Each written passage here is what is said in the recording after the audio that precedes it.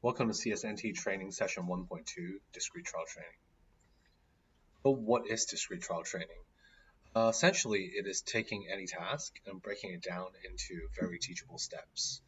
And when you have it broken down in these smaller steps, you're able to practice as much as you can, as quickly as you can, to maximize progress. Each of the trials have a very distinctive beginning, and it has a very clear ending as well. And so when you have a discrete trial, it's actually a unit of learning. You have a beginning, a behavior response, and then its resulting consequence. So how behaviors are learned? If you look at the three terms right here, we have an antecedent, behavior, consequence. The A, antecedent, signals for a behavior response to occur, and then the C, if you notice, is pointing back towards the behavior. It is reinforcing the B, meaning the next time the same antecedent occurs, and if the consequence previously was good enough, the likelihood is the same A happens again, the behavior will reoccur. And that's why the arrows point in. One signals for one thing to happen, one strengthens for the behavior to reoccur, to make it happen again. We label this the three-term contingency, antecedent, behavior, consequence. And most of the time when we're talking about DTT learning, we're looking at this.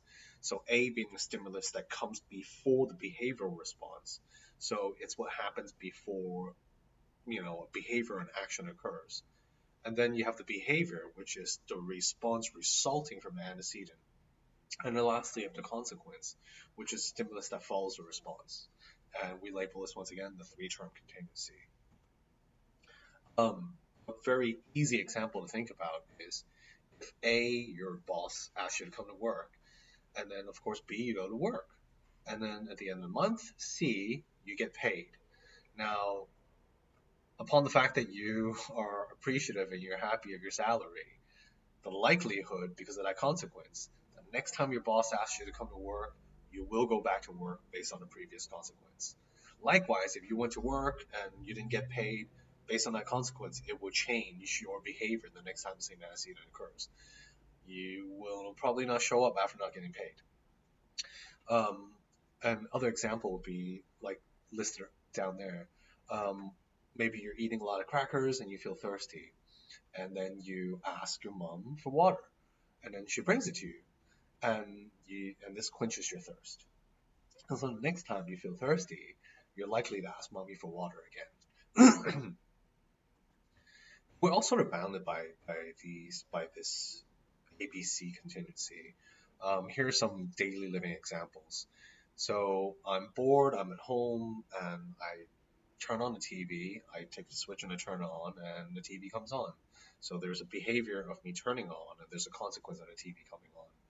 And once again, this should appease me. It should make me happy because I was bored to begin with. So the next time I want to watch TV, I'm likely to go turn on the TV. My hands are dirty. I open the water tap and water runs out, and I wash my hands. Um, I open the door for a stranger. Stranger says thanks, and so on and so on. Now, these are all behavior consequence, meaning when the behavior response occurs, something happens in consequence of it. Now, the non-examples that I've listed are a little bit different. They're actually just a sequence of behaviors. So, for example, I fill my water bottle and then I take a drink.